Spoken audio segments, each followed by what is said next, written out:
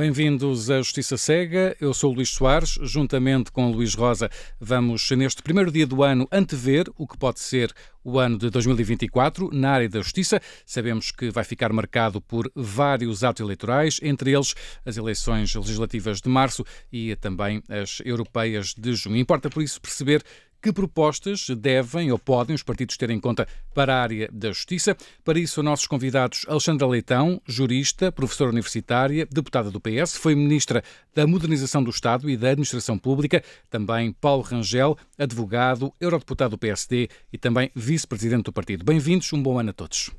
Vamos começar por falar da confiança dos portugueses nas instituições da justiça. Eu gostava de pedir aos dois um pequeno ponto da situação sobre o que entendem que é a percepção dos portugueses sobre o atual momento da justiça. Alexandre Leitão, vou começar por si.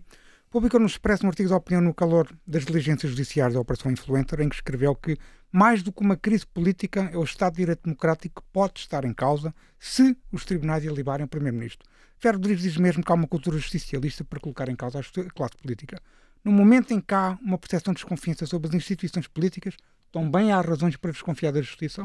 Bom dia a todos, obrigada pelo convite e um cumprimento especial Paulo Rangel, que é uma honra bater consigo. Dizer o seguinte: isto não é novo. Aqui há um tempo atrás, num outro trabalho que fiz, vi um estudo de percepção da DECO, que media a percepção da confiança nas instituições, quer públicas, quer privadas. E quando olhávamos para as instituições públicas, e estava lá o Governo, a Assembleia, os partidos, o Sistema Nacional de Saúde, o Serviço Nacional de Saúde, a Escola Pública, a última, a menos bem qualificada, ou a pior qualificada, era a Justiça, as instituições de Justiça. Isto é em outubro de 2021.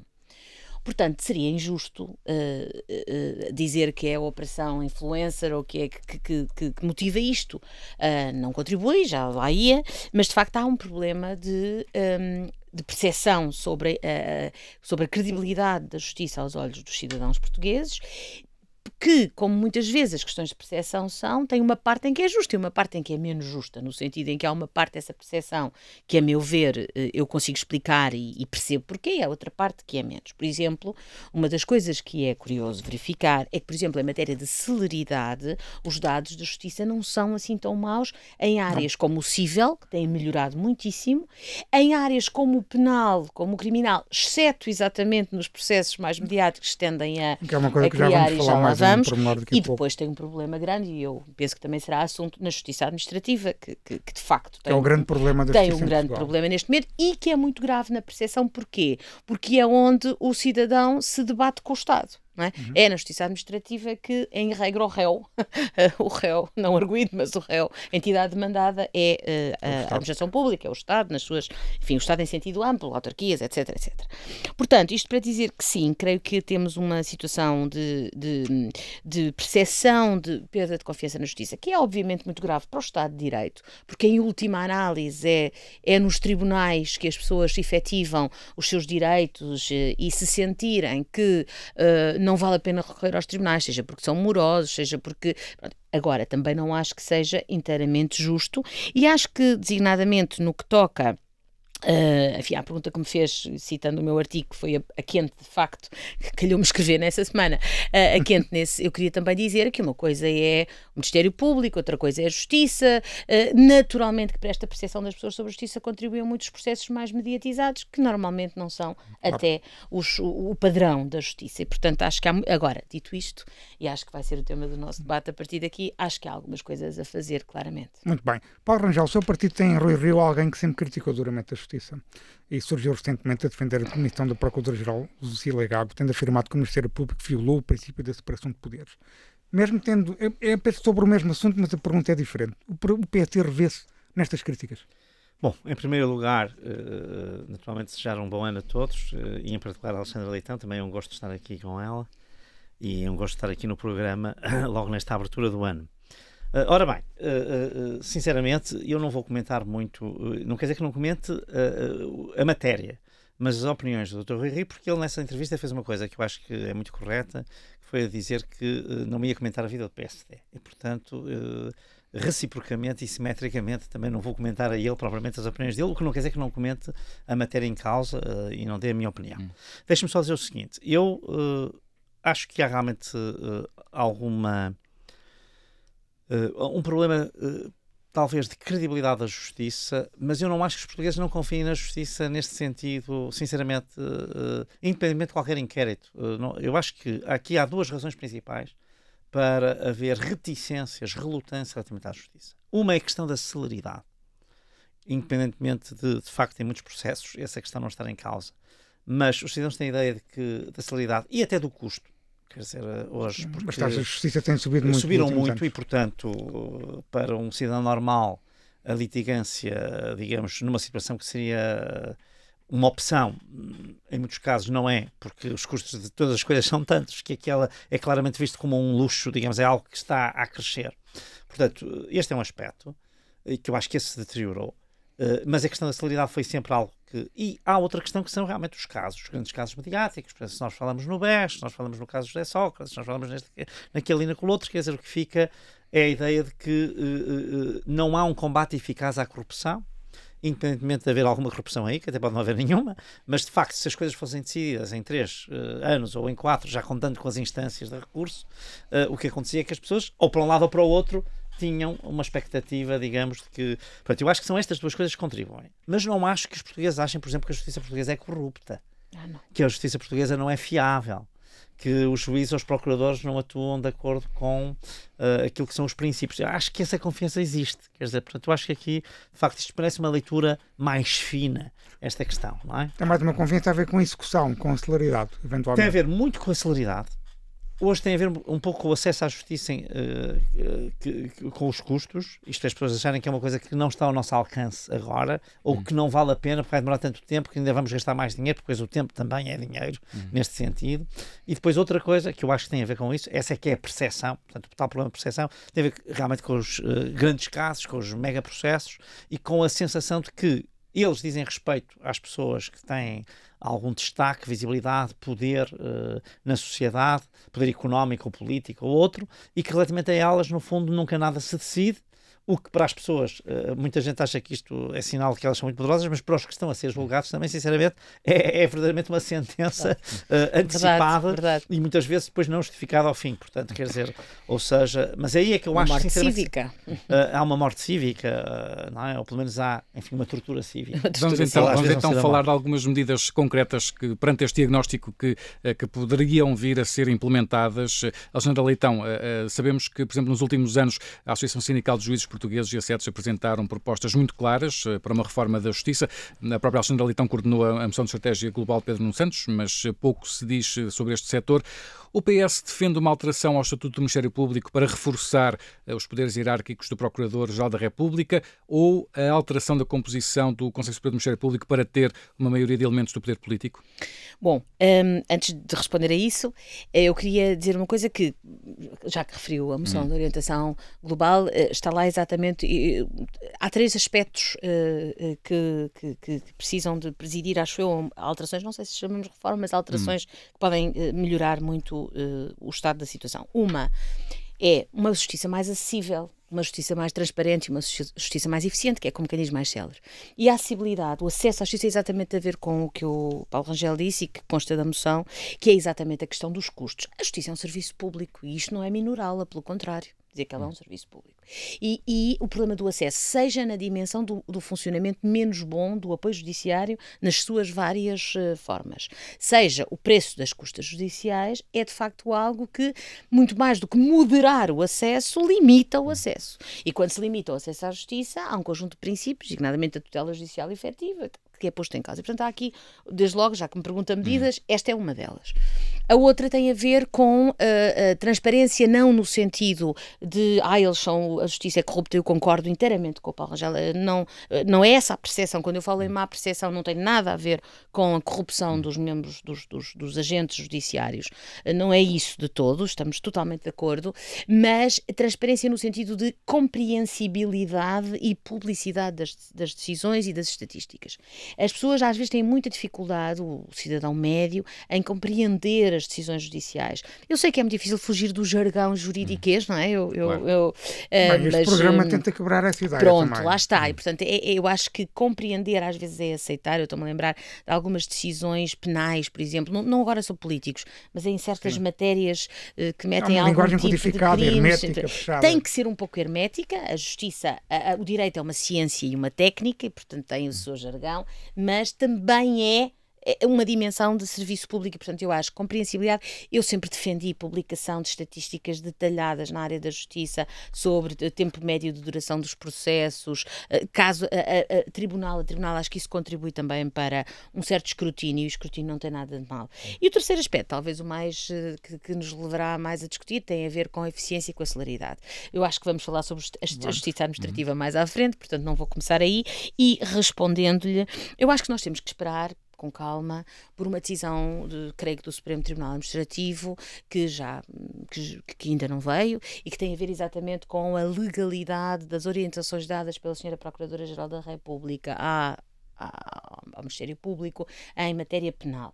Como nós sabemos, antes do Estatuto de 2019, aquele tipo de orientações era considerado possível. Depois do Estatuto de 2019, por uma tecnicidade que tem a ver com umas palavras acrescentadas, foi entendido que não seria possível dar aquele tipo de orientações. Ou seja, a autonomia interna de cada procurador.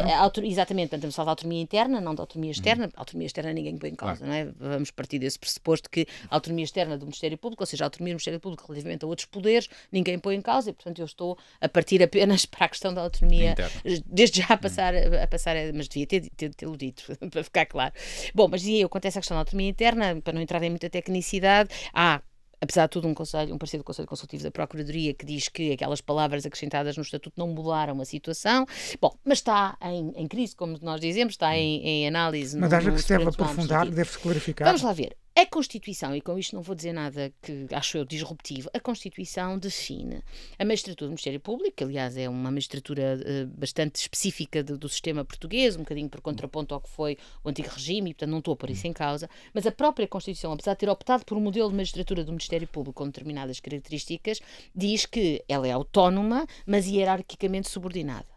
E, portanto, é a dimensão de autonomia interna e de subordinação hierárquica que nós podemos aqui discutir, em termos que eu não vou aqui fechar, vou só equacionar como estou a fazer. Quanto ao Conselho Superior do Ministério Público, não tenho, francamente, não é algo que me pareça que seja absolutamente determinante, e não acho que seja por aí, francamente, para responder concretamente a essa pergunta. Paulo Rangel, a mesma pergunta para si, mas agora com outro enfoque também. Se o problema do Ministério Público parece ser uma excessiva autonomia interna de cada procurador, que os aproxima da independência dos juízes, como é que podemos resolver este problema? Bom, eu sinceramente, o primeiro ponto que tenho a dizer é o seguinte: não se compreende muito bem porque é que se introduziu esta ambiguidade, digamos, em 2019, mas isto tem muito a ver com a Ministra da Justiça que vinha do Ministério Público, Van Dunen, não é? Pronto. Era uma procuradora. Que era uma procuradora. Deixa-me só dizer que a Alexandra Leitão está a concordar e a anuir com esta análise do Paulo Rangel. E, portanto, que tem, não foi uma alteração feliz. E, portanto, que veio introduzir um problema que, na verdade, não era um problema até aí. Exatamente. Ou parecia não ser. Enfim, embora houvesse, de facto. Depois, há outra coisa que eu queria corrigir, porque eles estão sempre todos a dizer, bom, o modelo do Ministério Público Português é muito específico, é o único que existe e tal. Muito bem. Bom, primeiro, eu acho que não é assim tão único, olhando para outros. E depois não é só isso, é preciso perceber que a investigação, ou aquilo que nós chamamos de inquérito, noutros sistemas é feita pelo juiz de instrução, e o juiz não depende hierarquicamente de ninguém. É verdade. Portanto, cuidado, que há sistemas em que a investigação é, porventura, ainda mais independente do que é aqui.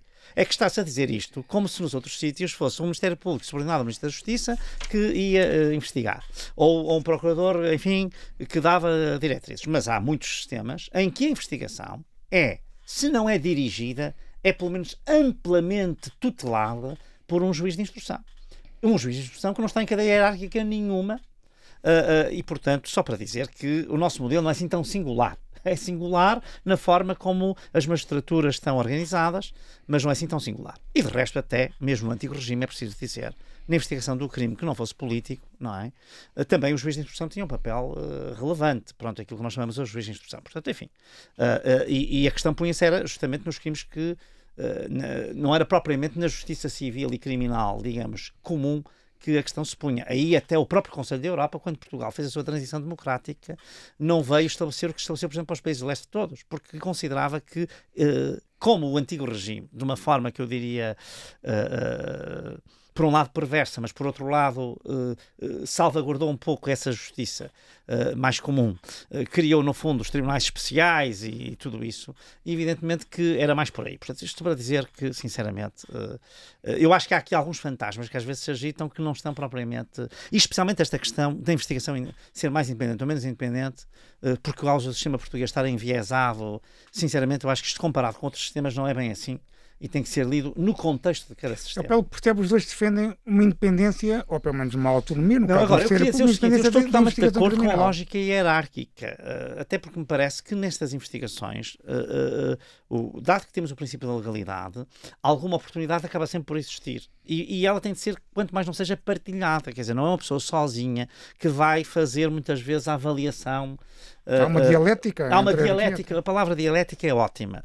Quer dizer, há no fundo uma partilha. Um trabalho de equipa. De um trabalho de equipa, não é? Portanto, que eu acho que é importante e é onde realmente a experiência e até a visão de quem está num vértice hierárquico superior pode ajudar, e não é necessariamente o Procurador-Geral da República, porque em muitos casos não será isso, mas serão Procuradores-Gerais adjuntos, serão, enfim, as pessoas que estão a chefiar determinadas unidades que poderão, em diálogo, obviamente, estabelecer. E há sempre meios de um procurador que acha que alguém que está claramente a usurpar funções, impondo-lhe certas diretivas, há sempre meios de tornar isso transparente no contexto da relação hierárquica e, portanto...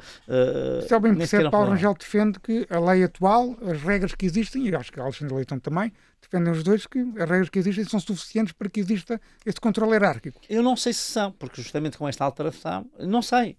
Quando digo isto, não sei, à espera da decisão do Supremo, não é? Esta interpretação, porque se a interpretação for, e legitimamente, uma de que existe aqui uma autonomia interna semelhante à que tem os juízes de independência interna, e estou à vontade de estudar isto, enfim, com bastante rigor, especialmente no contexto dos juízes, já há muitos anos, mas enfim, ainda tem isso presente, eu acho que não deve ser assim.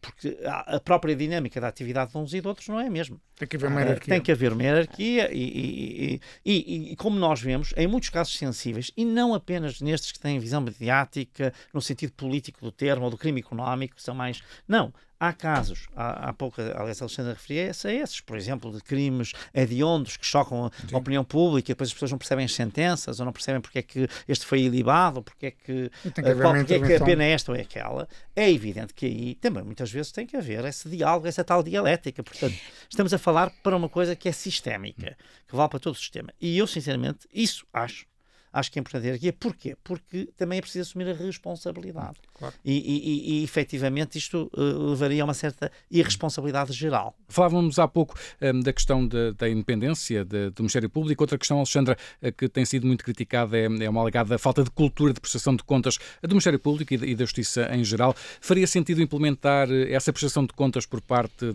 do Procurador ou até do Presidente do Supremo no Parlamento? Eu que já disse algumas vezes e vou dizer aqui também, é que a própria Constituição aponta que nenhum poder público é isento de escrutínio, não é? Pronto, escrutínios diferentes. O poder político tem um tipo de legitimidade democrática, o poder judicial, e onde estou a incluir o Ministério Público, tem uma legitimidade que lhe advém de outros fatores, não é menor do que a democrática, é diferente, mas o escrutínio é algo que nós temos que encontrar em todos.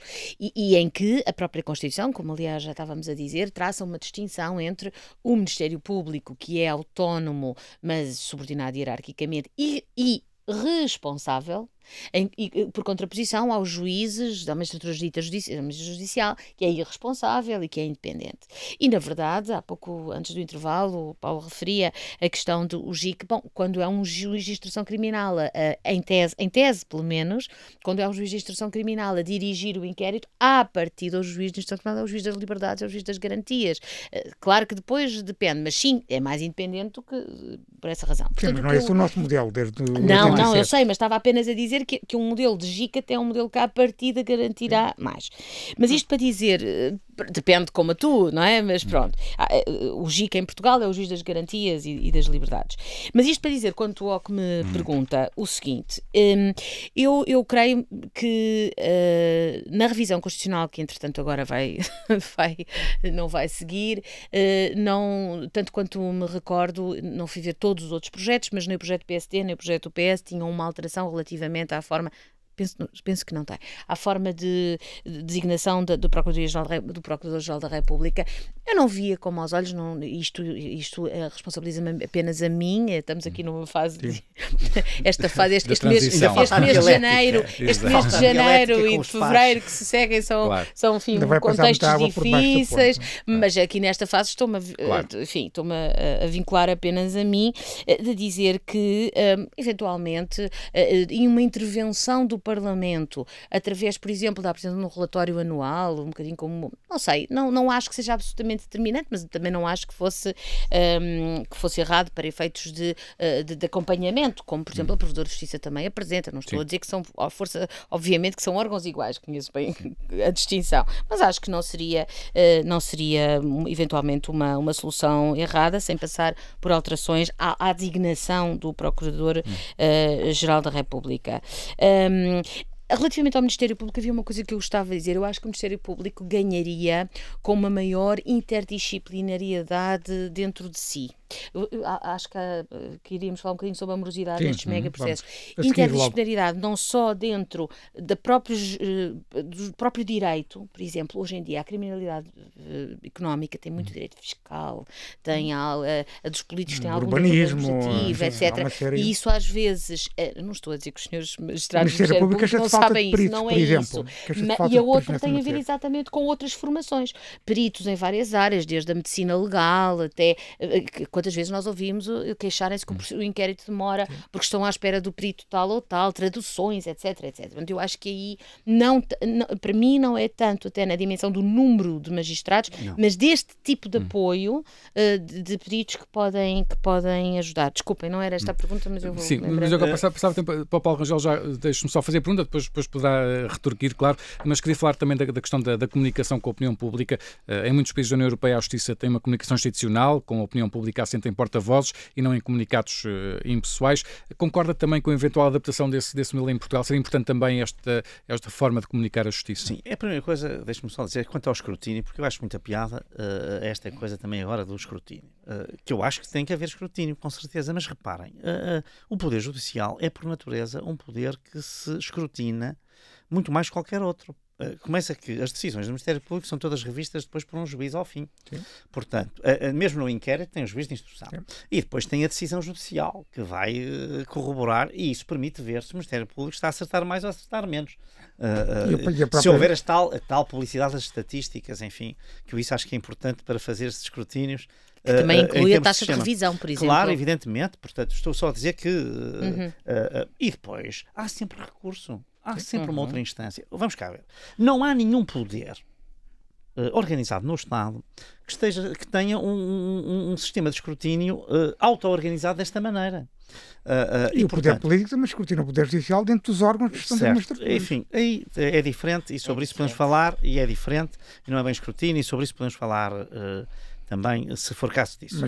Mas deixe-me só dizer isto que é muito importante. Portanto, a primeira coisa é dizer esta. Pronto. Isto depois não quer dizer que... Eu estou totalmente de acordo, sinceramente, não vejo nenhum problema, pelo contrário, vejo vantagem em que haja um relatório anual da Procuradora-Geral, do Procurador-Geral da República ao Parlamento. Acho normal. Acho muito bem o sistema de nomeação que nós temos atual, embora pudesse aceitar, enfim, não foi um argumento que me convencesse muito, mas aceitar a ideia de mandato único, enfim, pronto, porque não? Porque isso resolve o problema de saber... Sim, porque neste momento é claro que não é.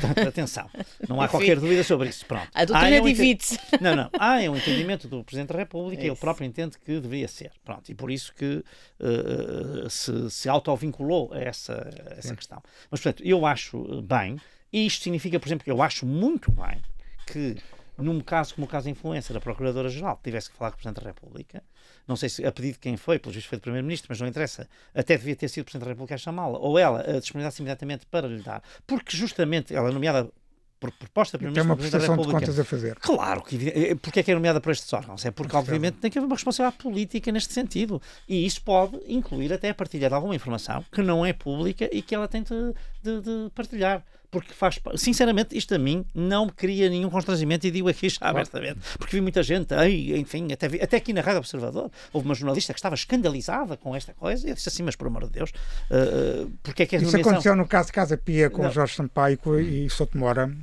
e por razões diferentes. Mas pronto, mas eu só estou a dizer que não acho isso uma coisa... obviamente é uma coisa excepcional, em casos que justifiquem, claro. Como era aqui o caso, não tenho dúvidas nenhuma sobre isso. Pronto. Portanto, só para dizer isto, portanto, e há escrutínio também, de alguma maneira.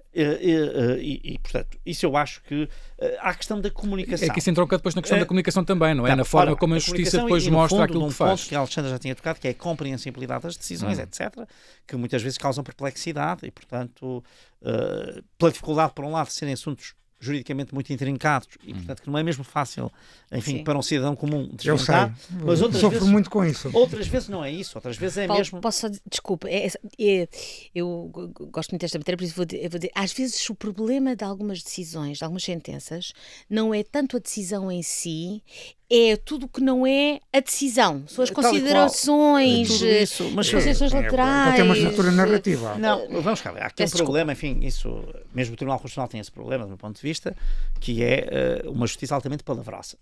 Quando devia ser, especialmente naquelas matérias que já estão mais ou menos estabelecidas, devia ser o ponto de vista na decisão e numa fundamentação curta e compreensível. Os tribunais europeus têm limites de caracteres, por exemplo. E devem ter, atenção, e especialmente depois esta coisa do copy-paste, ou seja, de todas as espécies processuais, o relatório, que é uma coisa... A pessoa, se quiser consultar o processo, tem-no lá. Pronto. Claro. Não estou a dizer que não possa ter que haver a citação de uma coisa ou outra, isso já é diferente. Ou até, mas só o que for relevante para a decisão. Se for estritamente relevante, por exemplo, porque aquilo vai ser decisivo para mudar uma perspectiva que seria aquela que seria natural. O Paulo, por exemplo, conhece essa realidade, e a Alexandre também, na maior parte dos países europeus, a Procuradoria-Geral tem porta-vozes, por exemplo. Certo, mas era isto mesmo que eu ia dizer. E até acho que os tribunais deviam ter, vamos fazer o contrário, e que deviam fazer um esforço para ter essa comunicação. Há outra coisa que é muito importante, que é a publicação online das sentenças. Isto tem a ver também com agora há um problema com a proteção de dados sobre isso. Pronto, mas quer dizer, sinceramente, mas eu mesmo a questão da proteção de dados é outra questão que, sinceramente, tenho a dizer, enfim, no Parlamento Europeu tem a dizer muito isto, porque há uma compreensão hoje completamente louca, e digo louca, querendo dizer o que estou a dizer, querendo significar exatamente o que estou a dizer, do que é a proteção de dados. Repara, as pessoas que eu mais vejo no Parlamento Europeu defenderem a proteção de dados todos os dias põem no Instagram e no Facebook o seu animal de estimação, o filho, a namorada, o namorado, não sei o quê. Bom, essas pessoas estão a fazer um venir em contrafactum próprio, quer dizer, querem a proteção de dados, mas elas publicam em redes que são acessíveis a todos e que podem... Portanto, a proteção de dados também, sinceramente, eu acho que nós tínhamos que rever um bocadinho o que é isso. E as sentenças são públicas. Eu peço imensa desculpa. Tem que haver isto aqui é como agora a publicação das notas dos alunos. Deixe-me só dizer isto que eu tenho que dizer, que é outra coisa que só cada aluno é que pode receber a sua nota. Isso é completamente contra a transparência e põe imensos problemas. E a comparabilidade, que é uma coisa fundamental na avaliação. Claro. Portanto, só para dizer que cuidado com qualquer proteção de dados. Concordo. Porque a proteção de dados são decisões públicas. Sendo públicas, não há privacidade a proteger. Portanto... Muito bem. Vamos entrar aqui noutro tema concreto, que é os tempos médios de resolução da Justiça Penal, e volta a si, Alexandre Leitão. Em Portugal são pouco mais de um ano. É um tempo que compara muito bem com as restantes estatísticas da União Europeia, dos países da União Europeia. Já os tempos médios de resolução dos grandes processos de criminalidade económica ou financeira, esta é uma estatística pessoal minha, que conheço praticamente todos os processos, ultrapassam os 10 anos. Uhum. Esta disparidade preocupa o Partido Socialista e faz com que o partido tenha propostas para atenuar ou, pelo menos, reduzi-la. Há essa disparidade de facto e era preciso fazer uma análise muito cuidadosa e perceber porque é que há essa disparidade. Em primeiro lugar, há bocado já fui adiantando, eu acho que tem muito a ver com esse tipo de criminalidade, enfim, esse tipo de processos normalmente são processos muito ligados com questões de natureza comercial, fiscal, com uma interdisciplinaridade muito grande entre áreas do direito e com outros aspectos e que, portanto, exigem se calhar, enfim, eu sei que isto já é um jargão, mas um tipo de meios específicos que devem ser facultados ao Ministério Público. Tornam os processos muito complexos, tornam os processos em que praticamente a única meio de prova são as escutas, que é uma coisa que também a mim, confesso que me faz, mas muitas vezes eu sinto às vezes posso estar enganada. Documentação bancária, por exemplo, bom, que é a documentação bancária, é verdade. Bom, e portanto eu acho que tem essa complexidade e eu acho que uma das coisas, isto já tem ainda há pouco tempo era notícia, a ideia de evitar a lógica dos megaprocessos parece-me importante, seja por via legislativa, seja por via de uma formação aos magistrados. Exatamente, quer dizer, se pudesse separar, separa-se, porque é evidente que tudo aquilo que... E depois desentranham-se certidões, se as coisas estiverem relacionadas, isso sempre existiu, é uma solução absolutamente simples. Mas não é a única explicação. A fase dos recursos e dos julgamentos... Pronto, eu ia lá. Claro que depois há aquela argumentação em torno das garantias, não é? E dos advogados, que são melhores, são advogados, enfim, que sabem utilizar o processo, que vão até ao Tribunal Constitucional, que impugnam, que fazem um conjunto de diligências. Capacidade económica dos arguidos também. Certo, um conjunto de diligências. Mas eu aí sou franca, eu tenho muita dificuldade em entrar por esse discurso.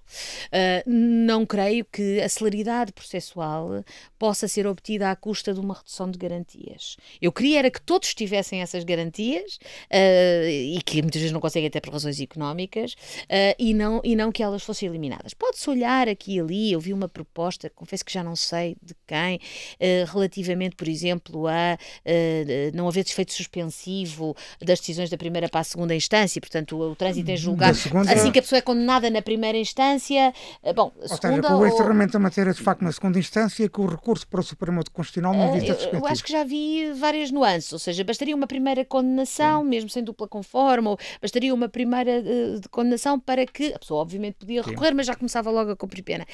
Eu tenho aqui alguma dificuldade, porque a presunção de inocência, certo, não digo que seja... Que aí, sinceramente, enfim, não tem um juízo fechado, mas eu diria que a partir do momento em que há uma condenação, se inverte a presunção de inocência, do meu ponto de vista. Portanto, a partir daí, desse momento, a pessoa é que vai fazer o recurso para mostrar que aquilo que não é assim. E, portanto, talvez essa questão... Pronto, eu também não tenho isso como fechado. Eu não tenho, no sentido de dizer que também vivo com muitas dúvidas.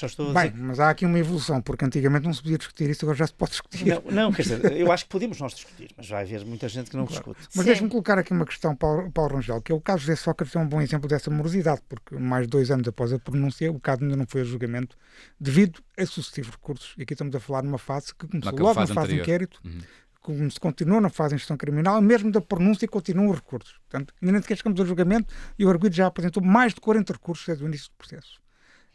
Considera que essa discrepância e o facto também da democracia não estar a conseguir julgar este caso afeta essa confiança? O PSD pode ter propostas para reduzir essa disparidade. Deixa-me dizer o seguinte, quer dizer, eu comecei por dizer que a falta de celeridade, ou a percepção de falta de celeridade, que em muitos casos até é injusta, mas, e a questão dos megacasos, digamos assim, que se arrastam sem fim, são as tais, do meu ponto de vista, são as duas razões que explicam melhor porque é que a justiça nem sempre aparece como confiável aos olhos das pessoas. Portanto, é só para confirmar que, obviamente, isso cria danos sérios e também cria danos à democracia e isto não é no sentido de saber qual é a decisão final. Qualquer uma das decisões, sobre salvação ou condenação, seria muito positiva para a democracia. Pronto, portanto, é a questão que queria pôr. Agora, quanto a esta ideia, o que é que nós podemos fazer? Eu, sinceramente, eu acho que nós temos que dar processualmente mais poderes aos juízes para se desembaraçar de algumas coisas, sinceramente. E claro que isto toca à questão das garantias, se há excesso ou não de garantias. Mas provavelmente os juízes portugueses devem ser aqueles que menos poder têm em toda a União Europeia. Há imensas matérias em que os juízes deviam ser expedidos a dizer... Os arguídos, por exemplo, 300 testemunhas. O juiz não tem poder para... Não, portanto, quer dizer, em que o juiz tem que se dar... Eu sei que os advogados não gostam nada disto, mas, sinceramente... Temos muitos exemplos aqui no programa. Não gostam nada disto, mas quer dizer, eu acho que o juiz tem que ter uma autoridade sobre o processo diferente daquela que tem. E com alguma flexibilidade.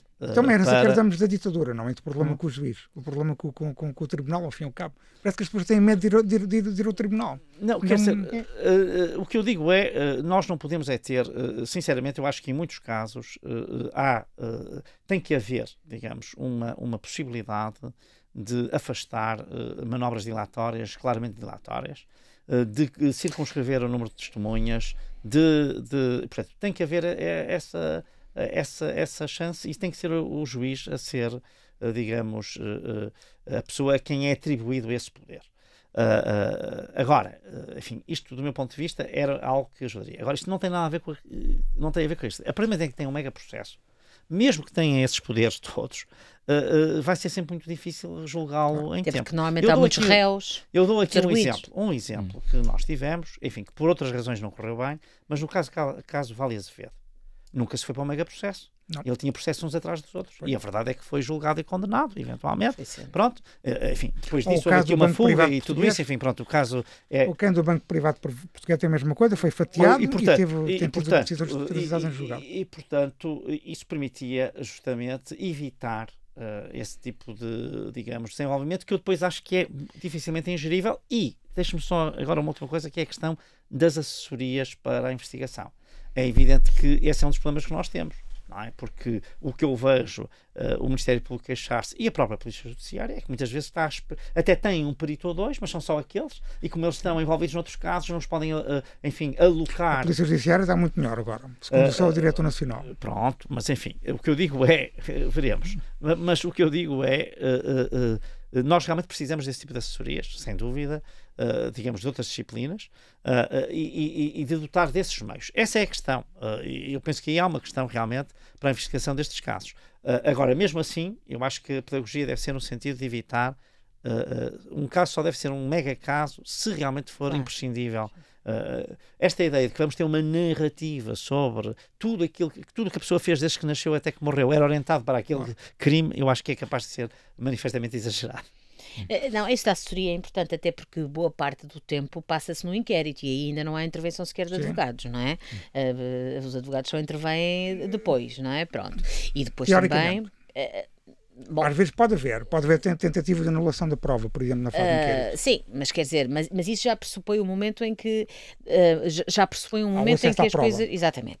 Portanto, sim, acho que se poderá analisar a questão dos poderes do juiz na condução do processo, mas acho que isso é um equilíbrio que tem que se fazer com muito cuidado por causa das garantias, naturalmente. Alexandra Leitão, vamos falar agora de uma questão relacionada com a transparência. O Primeiro-Ministro António Costa impôs sempre aquele mantra do a justiça o que é da justiça, a política o que é da política.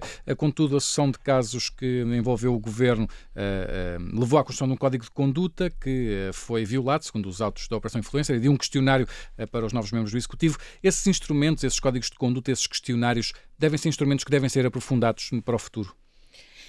Acho que há utilidade em haver códigos de conduta, acho que há utilidade em haver formas de... lá vamos lançar a palavra escrutínio, mas pelo menos de conhecimento da situação das pessoas informalmente dentro do governo antes delas fazerem parte ou serem publicamente convidadas, digamos assim, até para poupar as próprias pessoas a situações que depois são desagradáveis, não é? E que muitas vezes não têm nada a ver com... Nós estamos a falar de justiça e passámos dos mega processos, porque isto não tem nada a ver com crimes. Claro. Não, estamos a falar da transparência, estamos aqui a abordar a questão da transparência. Mas às vezes também pode haver essa, não estamos a falar na maior parte das vezes disso, estamos a falar... Hoje em dia, na verdade, a fasquia que se colocou para se ser, e isto vai obviamente ser muito politicamente incorreto o que eu vou dizer, porque parece que acho que os políticos podem ser, mas acho que a fasquia que se colocou para a pessoa poder aceder a um cargo executivo, a um cargo parlamentar, às vezes é, enfim, em certos casos, eu não digo que é excessiva, creio que há sempre a presunção, designadamente na opinião pública e publicada, há uma presunção de que se fez mal, não é? De que há essa presunção. Isso custa-me um bocadinho, confesso que custa-me um bocadinho, até porque isso não ajuda a trazer para a política determinados perfis. As pessoas não estão para isso, quer dizer, não estão para passar por isso. E tudo isto é antes da fase criminal. Estamos a falar dessa fase. Agora, acho que códigos de conduta e acho que sistemas de algum crivo, está-me a faltar uma palavra melhor, mas esta também não é má, que ocorra dentro do governo não parece mal. Outra coisa diferente, que chegou a ser falado, enfim, ali alguns em 2022, durante aquele ano, foi a questão, por exemplo, de uma espécie de debate de investidura. Bem, o Paulo sabe muito mais do que isso do que eu, porque é uma figura que há. Quer dizer, mas isso é diferente, não é? Quer dizer, vamos ver. Um membro do governo é alguém, até para que o Parlamento não seja corresponsabilizado, é alguém que é escolhido pelo chefe do governo e proposto ao Presidente da República. Não vejo muito bem a intromissão do Parlamento aqui no meio disto. Quem fica corresponsável se concordar que aquela pessoa é um bom ministro ou é um bom perfil para ministro. Portanto, isso já não me parece sequer que case muito bem com o nosso sistema. E o que é que lhe parece, Paulo Rangel? Seria necessário um escrutínio prévio, digamos assim, aos membros do governo por entidades independentes do Poder Executivo, por exemplo? Sinceramente, eu vou dizer o seguinte, quer dizer, nós, a primeira coisa é, eu sou totalmente contra, o Rui Tavares é que é muito a favor disso, os debates de investidura no Parlamento, etc. E existem a imitar um pouco o sistema americano, mas por razões diferentes. Existem no Parlamento Europeu também, quanto aos comissários, e sinceramente, às vezes o que acontece é que a pessoa, por uma declaração que fez em 1989 a um jornal, até já mudou de opinião quanto a isso, é suficiente para afastar aquela pessoa. Pronto, quer dizer, sinceramente isso parece uma coisa do outro mundo, e há aqui um ponto que eu queria sublinhar, que a Alexandra Leitão também sublinhou, mas eu queria, enfim, pôr um segundo sublinhado, que é a questão de que, acreditem nisto que eu estou a dizer, a principal razão pela qual hoje muitas pessoas de qualidade de sociedade civil não querem cargos políticos não tem nada a ver com as condições de remuneração, com as condições de trabalho, tem a ver simplesmente com a exposição pública, porque não estão para submeter-se eles e as suas famílias a isso. E ponto final. E, portanto, aqueles todos que clamam por pessoas, que não há pessoas com qualidade na política, são aqueles que mais contribuem para que não haja. E digo já que... Devemos ser mais ponderados no escrutínio. Não, eu acho que, obviamente, que é um bocadinho aquela ideia de quase investigação automática, não é? Quer dizer, tem que haver um juízo de oportunidade, isso que as coisas realmente justificam ou não, mas enfim, isso sinceramente nós não vamos mudar isso, portanto não tenho nenhuma esperança quanto a isso. E portanto, declaro já que só disse isto para que as pessoas fiquem a saber que é verdade. Mas, enfim, não penso que isso vá mudar o comportamento dos órgãos de comunicação social. Agora, vamos aqui... Eu sou favorável a que haja códigos de conduta para termos um padrão de referência. Esta coisa dos questionários e dos vettings e tal, sinceramente, eu acho uma coisa que não tem sentido nenhum, porque acho que isto passa realmente por uma conversa pessoal entre a pessoa que propõe e que convida e aquela que ali está. Ou haver o código de conduta, eu acho que é positivo, porque a pessoa pode ter um padrão de referência, porque até pode não se aperceber que há determinada coisa que tem. Tem, por exemplo, tem uma participação social não sei onde e nem se lembra que tem. Quer dizer, pode sempre fazer um checklist inicial. Ajuda a própria pessoa. Ajuda a própria pessoa, portanto, a fazer ela própria o seu escrutínio e a conversar, enfim, pronto, mas sinceramente nós temos que confiar que o Executivo tem uma legitimidade própria para fazer as suas escolhas. E quer dizer, nós não podemos estar aqui a judicializar, entre aspas, a criar, que agora não é judicializar com tribunais, seria com entidades, digamos, independentes que vão escolher, mas então, se é tudo para ser, isto é o que quer, para dizer a verdade, a esquerda gosta muito disto no Parlamento Europeu. Os verdes e tal querem sempre entidades independentes a controlar tudo e mais alguma coisa, e com presença das ONGs e de cidadãos escolhidos. Isto aqui é o populismo puro e que não leva a lado nenhum. As pessoas elegem, assumem a responsabilidade, como aliás nós vimos. Houve 13 demissões antes de chegarmos ao caso influencers, não foi por acaso, foi porque obviamente a opinião pública de alguma maneira forçou isso. Em alguns casos talvez demasiado forçado, na maioria deles acho que até mostrando que o novo foi razoabilidade quando as pessoas fizeram as escolhas. Mas o que eu quero dizer com isto é, do meu ponto de vista, um código de conduta eu acho que é importante. Por exemplo, é muito importante aquela questão de saber, porque uma pessoa vai a visitar uma escola, não é? Um ministro da Educação, e oferecem-lhe uma garrafa de vinho que uma coisa é ela custar 10 euros, outra coisa é ela custar 300 euros, que também pode acontecer. Já é diferente. Não é só a diferença entre o peramanca tinto e branco, é também... Não, o que eu quero dizer com isto é, muitas vezes a pessoa nem sabe bem o que é que está a receber, naquele momento está a receber, claro. Estão lá os meios de comunicação social, etc. Portanto, vamos cá ver. Ter uns padrões de referência para a pessoa dizer, olha, eu sinceramente temos que ver isto, porque esses códigos de conduta, que por exemplo no Parlamento Europeu e na Comissão Europeia existem, até foi a Comissão Europeia que começou com isso, sim, e que me parece bastante, sinceramente, são coisas pedagógicas, porque nos alertam para coisas que nós no dia-a-dia nem nos apercebemos, claro, porque as pessoas são muito simpáticas e querem e tal, claro, portanto, e que não tem nada a ver, nem com corrupções nem com nada, mas que realmente ter esse princípio, digamos, de uma certa...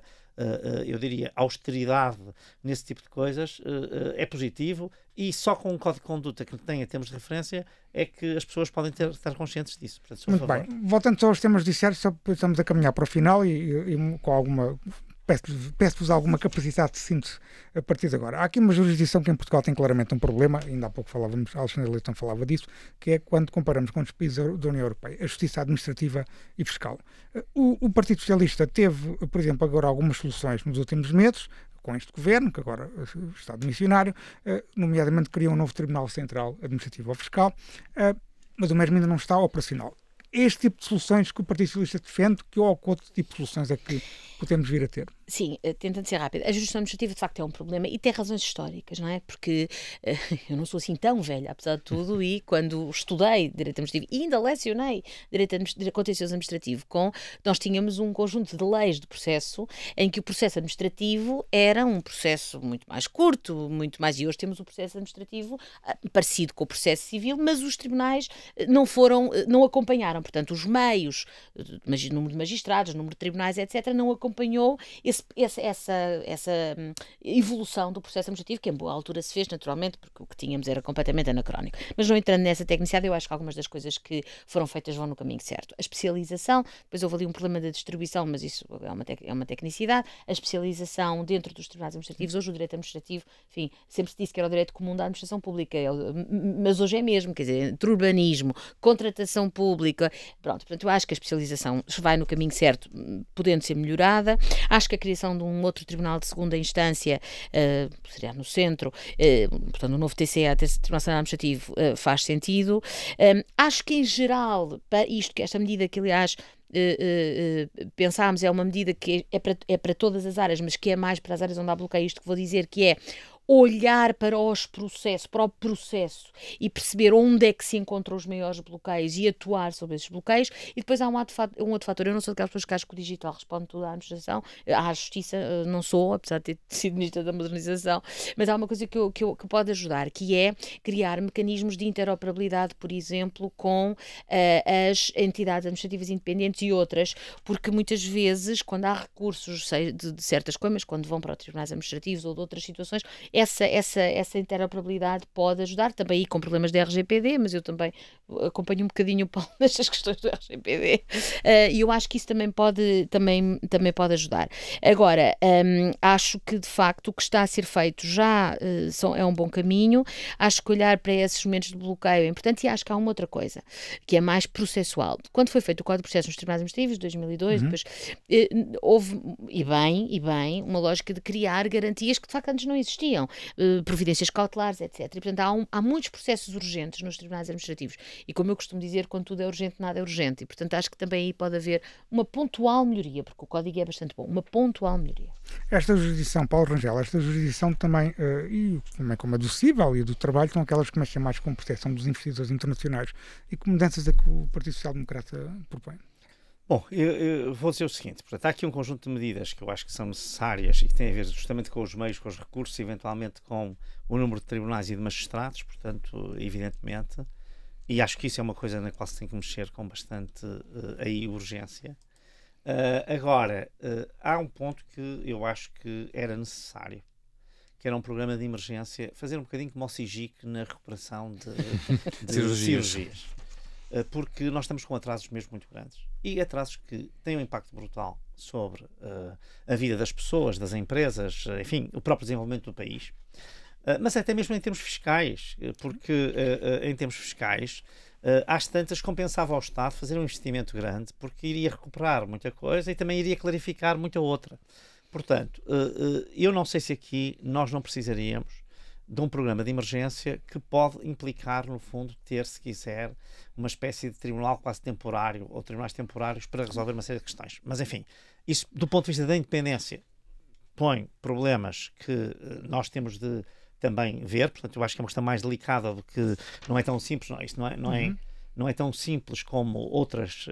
No caso das cirurgias, não é que não seja difícil, porque o Sistema Nacional de Saúde está com muitos problemas, ou o Serviço Nacional de Saúde, mas estou a dizer, não põe esses problemas, põe o problema de, enfim, excesso de horas de trabalho, etc. E, portanto, isso também contende agora com o problema das 150 horas e coisas assim. Mas no caso da Justiça, põe outro tipo de problemas, porque os tribunais não podem criar e evaporar-se, enfim, não podem ser tribunais especiais ou ad hoc. São proibidos.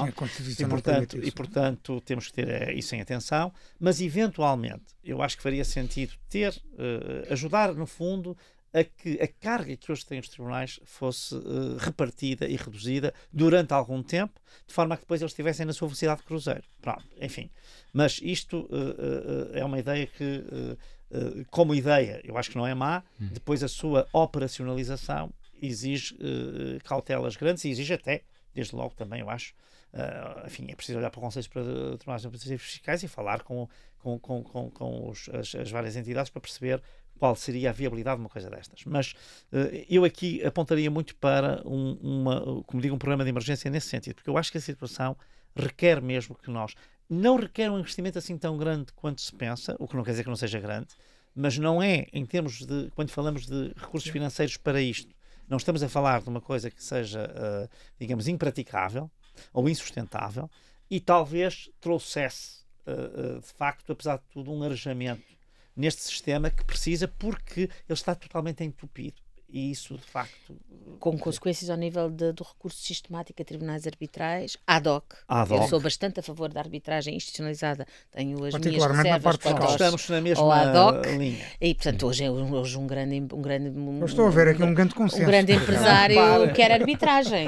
Não se mete nos tribunais. Há aqui uma questão que é importante, que é, de facto, e até podia ser, por isso é que uma solução arbitral institucional podia ser a fórmula de resolver esta questão. Sim. Era nisso que eu estava a pensar.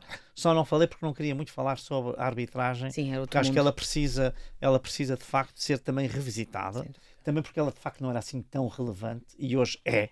Sim. Portanto, antigamente alguns problemas não se punham, porque sinceramente estamos a falar de coisas, apesar de tudo, marginais para o sistema. Hoje já não estamos a falar. Seja em termos de valor e de relevância, seja em termos até de quantidade, de número. E portanto eu acho que nós temos que olhar para isso, enfim. E por isso eu não tinha falado, mas era nisso que eu estava a pensar. Um último tema para este programa é a redução brusca do número anual de candidatos ao Centro dos Judiciários, o que tem tido uma consequência imediata, que é a baixa igualmente drástica da média de acesso ao SES. O que é que pode ser feito, e se agora começava por si, Paulo Rangel, para tornar as magistraturas mais atraentes para os licenciados em Direito? Olha, eu acho que isto aqui temos aqui vários problemas, não é? Portanto, porque é o problema do recrutamento dos magistrados em geral. O problema do recrutamento dos magistrados realmente não é uma questão das magistraturas, é uma questão da República. Porque os magistrados são titulares da órgão de soberania, claro. Os juízes e os procuradores, enfim, colaboram diretamente no exercício da soberania de uma forma mais ativa que qualquer outro colaborador da justiça, logo a seguir aos juízes, não é? Portanto, é um problema da República. Isto foi, enfim, quando eu fui secretário de Estado, enfim, já quase há 20 anos, enfim, fará agora 20 anos, precisamente, pela primeira vez nomeamos uma pessoa que não era magistrada para a diretora do SES. E uma mulher também, que foi a primeira, na altura. E, portanto, e não por acaso, para dar esse sinal, que o Ministro Aguiar Branco queria dar esse sinal, de que isto é um problema da República, quer dizer, ou seja, a formação de magistrados é o acesso à soberania, ao exercício da soberania, com toda a delicadeza que, aliás, aqui a nossa conversa ilustra claramente que existe, e, portanto, era uma coisa importante. Eu acho que, desde logo, para alguns tribunais superiores, como nós vimos hoje, enfim, infelizmente aí já houve um grande arranjamento, o acesso não se faz apenas por essa via. E eu acho que nós devíamos também explorar um pouco, porque quando nós estamos a ter um certo, eu diria, afunilamento no SES, que entretanto, antes era uma coisa que era afunilamento mesmo porque havia muitos candidatos e poucos lugares. E agora não é isso que está a acontecer. Isto é quase que um convite, se quiser, para que nós baixar de 5.000 para 400 candidatos é uma descida. Claro, é uma descida brutal. Ainda por cima eu acho que não tem a ver, pode ter a ver um pouco com as condições de trabalho, sem dúvida, portanto a deslocação, etc., mas não tem a ver depois, digamos, com as condições remuneratórias que, olhando para a administração pública, eu não disse para o resto da administração pública, porque do meu ponto de vista não é a administração pública, mas olhando para a administração pública, em carreiras que são mais ou menos paralelas, estão francamente melhor que todas as outras. E, portanto, não vale a pena escamotearmos isso. E por isso é até um pouco estranho, não é, que isto tenha acontecido. Mas eu acho que isso é um convite a pensarmos na questão da formação dos magistrados e especialmente da sua seleção e recrutamento de uma forma mais sistémica e olhando também para outras formas de entrada. Agora, eu acho que há aqui também um problema de percepção. Eu acho que muitas das pessoas que têm hoje os seus 24, 25, 26, 27 anos perderam até a noção de como é que as coisas são dentro da magistratura. Isto é, também aí há um problema de comunicação.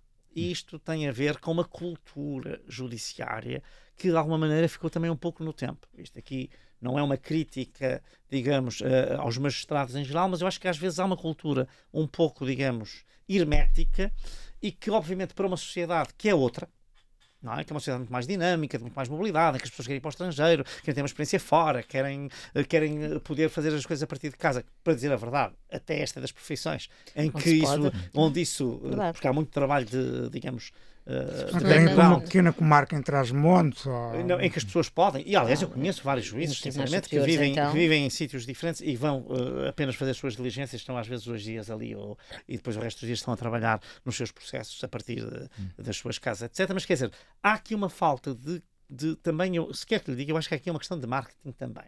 Eu sei que isto é demasiado infantil como argumento, mas acho que é uma questão de marketing, porque se fizer esta divulgação, quando se fala das profissões jurídicas que têm de saída, ela tem, mesmo para os tempos atuais, bastantes atrativos. Mesmo para aquilo que é a cultura jovem atual, que é uma cultura laboral totalmente diferente da anterior. E por isso, sinceramente, eu acho que também há aqui isto. Portanto, há problemas sistémicos, há problemas até, eu diria, mesmo constitucionais, tem a ver com isso, com a seleção, recrutamento, que eu acho que nós devíamos, de facto, alargar a base cada vez mais, irmos para uma cultura um pouco mais anglo-saxónica nesse sentido, recrutamento no espaço da sociedade civil e até de pessoas mais velhas, que entretanto até já têm a sua vida feita, são também independentes e gostavam de prestar um serviço à República e, portanto, tudo isso. Há aqui uma questão de cultura judiciária geral, mas há também uma questão, se quiser, de marketing, porque eu acho que se alguns jovens que têm vocação jurídica soubessem quais são as condições que efetivamente existem, talvez se sentissem mais inclinados a ir para o SES. É uma questão de marketing também, Alexandra Leitão? Eu subscrevo praticamente tudo ou tudo. Porque, de facto, acho que não é essencialmente uma questão de condições de trabalho, quer na perspectiva estritamente salarial, quer noutras. Não estou a dizer que não tenham muito trabalho em volume, mas, de facto, têm possibilidade de trabalhar em casa. Há aqui um conjunto de aspectos. E, portanto, custa-me até compreender isto, de certa forma. Eu percebo na administração pública, resto ou não, na administração pública eu até percebo melhor, porque, enfim, não vamos entrar por aí, mas do ponto de vista salarial, etc., aqui custa-me a perceber. E concordo, sobretudo, bastante que se tente ir buscar, do ponto de vista de recrutamento, soluções que não sejam apenas exatamente a óbvia que é quando saem da faculdade. E aqui dava um exemplo de uma questão muito detalhada, muito pequena, mas que pode ajudar. Nós hoje, para aceder ao SES, os alunos, os jovens que saem nos pós-Bolonha, nos cursos pós-Bolonha, têm que ter um mestrado. Porque o curso de pós-Bolonha passou para 4 anos, sem ter mestrado. Mas, por exemplo, pôs-se essa exigência também a quem acede pela via profissionalizante e isso não faz sentido. Muitas das pessoas que acedem pela via profissional, desde logo, muitas são pré-Bolonha e, portanto, logo aí já tiveram um curso de 5 anos, etc, etc. E mesmo que não sejam, o que se entende é que, exatamente, o tempo de prática jurídica numa outra profissão jurídica, que até pode não ser forense, não é? Não tem que ser advogado, serve. Porque exigir a essas pessoas o mestrado? Ninguém vai fazer o mestrado. Ninguém com 10 anos de trabalho eu vou fazer o mestrado para depois aceder à magistratura. Não faz isto. Isto é uma pequena coisa, mas que apenas como exemplo de coisas que de facto podem ser melhoradas no acesso. E depois eu também acho que devemos diversificar o acesso, eventualmente alargando as possibilidades da entrada de pessoas de reconhecido mérito, não apenas no Supremo, implica revisão constitucional, mas e não é muito popular, lá estamos nós aqui a pisar, não é porque naturalmente quem está na carreira não vê com bons olhos, mas eu acho que isso, não estou aqui mais uma vez, estou-me a vincular apenas a mim própria, mas acho que isso merece ser olhado. E também acho que provavelmente um bocadinho mais de marketing não fazia mal. Eu acho que é assim, a justiça tem que ser uma coisa pesada, vetusta, faz parte, até porque tem que ter grávidas, exatamente. Mas isso também não significa que não possa ter umas campanhas como as Forças Armadas, por exemplo. Pronto, que também tem que ter grávidas. O Luís Rosa, acredita nisso que eu lhe digo. Neste momento há um problema de percepção. Sim. As pessoas identificam justamente com uma coisa que verdadeiramente a profissão não implica. Portanto, com algumas um pouco essa ideia que está um bocadinho congelada no tempo, etc. E não é bem isso que se passa. Portanto, eu acho que com algum marketing não se resolve tudo. E há aqui problemas mais sistémicos de sistema, que são os tais que são mais delicados e que tinham que ser vistos, enfim, num contexto mais global, incluindo na Constituição eventualmente. Mas, sinceramente, com algum marketing, pelo menos melhorar os números, consegue-se melhorar, na minha opinião. E isso, claro que também temos que dar ao SES esses meios e fazer essa sugestão e avançar. Mas eu penso que isso se conseguirá. Eu dou um exemplo. Eu penso que há pouco o Paulo, quando falou de outras carreiras paralelas, há uma que salta à vista, que é da carreira docente universitária. Carreira docente universitária, há muitos anos atrás, um professor catedrático ganhava como juiz conselheiro.